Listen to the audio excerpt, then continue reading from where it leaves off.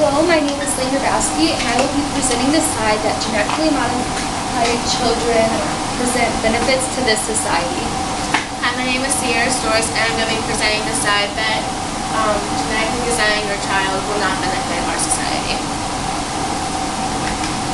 Genetically designing children happens in a small petri dish, and what happens is they alter the genome sequence if the trait is genetic, or they can pick out specific embryos that carry other traits. To give some background information, you can thank two microbiologists by the name of Stanley Cohen and Herbert Boyer, who were the first that were inspired by genetic engineering. Genetic engineering first was taking place helping genetically modified foods, but now has taken a drastic turn towards the human body. The question is it ethical? Before I get into my whole spiel, I want you to imagine. I want you to imagine that you didn't look how you look now. I want you to take a look around the classroom. Imagine all these people look exactly just like you. But you are no special or no different because you guys have all the enhancements that are the same. Okay, so when thinking about why was this procedure offered in the first place? Is it more of a medical standpoint, or is it more of a superficial standpoint? So as of right now, this procedure can only be used towards medical purposes. But with the continued advancements that they have already made, such as changing someone's eye color or changing someone's hair color, with no advancements, it can turn to something more superficial. And by superficial, I mean that the parents can basically make a designer baby. They can create their child to look exactly how they want them to look, without having nature take its course at all. They can implant enhancements and whatever they want into the child without giving the child a choice. It can lead to less diversity, and people are also concerned it can even make a super race. It can make people look exactly the same and have no different qualities than anyone else. Next, I'm going to talk about performance enhancement. So you're probably wondering, how does performance enhancement play along with genetically designing your child? Well, over the years, they implanted performance enhancement drugs into the human body that were originally made to cancel out genetic diseases. So while that is canceling out genetic diseases, what happens later in life whenever they are a part of an athletic sport? How are you to determine who gets to win? A child who was given the enhancement that is compared to steroids, which are clearly illegal in several different sports, compared to someone who has been practicing over years. Also, people have also been trying to find ways to improve their child's intelligence, improve their memory. So whenever you're going for a job interview, how is your boss to determine who gets the job? Someone who was given the enhancements of intelligence, or someone who might be below a little average but they have the same work ethic? If we're talking about alteration of a germline, we don't know. We don't know what's going to happen later on in life. If we fix this one cell, how is that going to affect the rest of the body? The human body is very complex, and we don't know everything that goes on in it. I know people are thinking that's what science is finding the unknown. But is that worth a child's life? Over a small mutation, would you rather change your whole entire child? There has been case studies done on mice that they found a gene that is linked to stronger memory and stronger intelligence. They implanted that gene into the mice, and while it did work, it also had a downfall. It gave the mouse an extremely sensitive, more sensitive pain. It caused them to have more sensitivity to pain. Would you want that for your child? So while your child may have a stronger chance at a job or athletic competition, they can't even be touched without having extreme pain done to them. While there have been research done for gene therapy and whatnot, there has been several deaths that has been reported over the past years. Would you want to risk your child to die over a slight mutation that we don't know whether or why not it will happen later on in the future? How are we to know what's going to happen to your child later on in the future? Why do something now? So So there's some controversy when it comes to this subject. From the American Congress of the OBGYN, they've said that they think that sexual selection can cause more bias against women. Because there's been a statistic report that 54% of couples would rather have a boy over a girl. That could lead to a decrease in gender along populations. That's the whole point of nature. So they don't have to decide whether they want a boy or whether they want a girl. Also, I want you guys to think about abortion. And you're probably like, what does abortion have to do with this subject? I know it's very controversial and many people don't want to talk about it.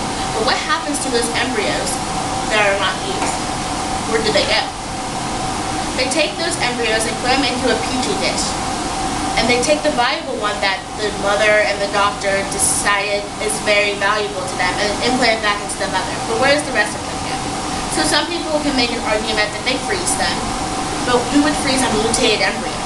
If the first mother did not want it implanted in them, why would another one want it? If that embryo was so non-valuable that you couldn't use it for that mother, why would you give it to another? So you're going to use it for scientific research, but that can only last you so long before the embryo becomes unusable. So if you have the same values of abortion, of killing a child who is the same as that is in the petri dish, you're just calling it by a different name. And lastly, I want you to imagine again. I want you to imagine that this is real. That someone next to you is judging you whether you are genetically designed or not. That they are judging you on your cost of your work, and whether your family can afford to give you those enhancements or whether they can't. I want you to think morally how you feel. Forget the scientific facts, but morally, how would you feel that you could have a parent create a designer baby? That you don't get the right to live your life how you want, and that you feel more pressure on your parents because they paid money to make sure you have the genetic enhancements that you do. It could be similar to a movie called Gattaca, which this is a reality. That eugenics is true, and that genetic designing is true, and that they create these people to be in a certain place in society. That they look at you and say, you look this way, so you should be placed in this world. That you get no choice in the matter. If this is the beginning, what is the end? I want you to continue to think.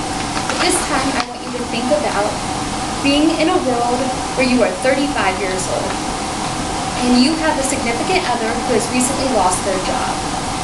But things are finally starting to look uphill as you are working overtime, or you may have even picked up a second job. And you have decided now is the time to have a child. And because you are over the age of 35, your pregnancy is at risk. You are at risk of having a child with Down syndrome or other disabilities. So you go and you have this test, or your partner goes and has this test, and you find out your child is going to have Down syndrome. And unfortunately, as much as you love this child and appreciate their existence, you cannot afford to support this child in their lifelong disability. Now I want you to stop and think about being able to go back and altering your child's and yours future, as you can put a small price compared to the significant cost of supporting a child with Down syndrome and ensuring that child lives life free of a birth defect. There are many standards in ethics, and part of the reason that this procedure has been looked down on is that it is considered unethical. But if you consider the fact that you have ever denied someone for a date, or that you have asked somebody on a date, you are exerting control over half of your future child's genes, if you consider that marriage was originally for reproduction. There are many values, and although they may not align with yours, I'm asking that you allow others to decide what is right for them. The law should not interfere with parental choice, because the law does not consider individualistic viewpoints. The first genetically engineered child was one of those who were considered on an individualistic side. The mother had a mitochondrial disease that would have been passed on to all of her offspring. And due to this, they had gone through and the genome and rearranged the sequence to ensure that her children would not suffer from the same thing. This type of procedure can ensure the child a lifetime free of suffering and the family from heartbreak and greater financial burdens. Although there is great beauty and diversity in those who are different from us, not all those who have been graced with a child who has Down syndrome or Huntington's disease are able to face those challenges. As a parent, you have to provide your child a life of physical, social, and economic disadvantages. And to do your best at that, this procedure is worth considering. Overall, the procedure will increase the competition in our academic world and our workforce, as many of these traits will become more valuable. But also remember that our society is ever evolving and the idea of perfection is not the same for everybody. This entails that no child will be one and the same, and that each of the natural children will still have the same opportunities for jobs as they still have natural given talent. In conclusion, please remember that both sides present valuable arguments regarding the awareness of genetically modified children. Your decision influences the outcome of your child's life. What would you want for your child?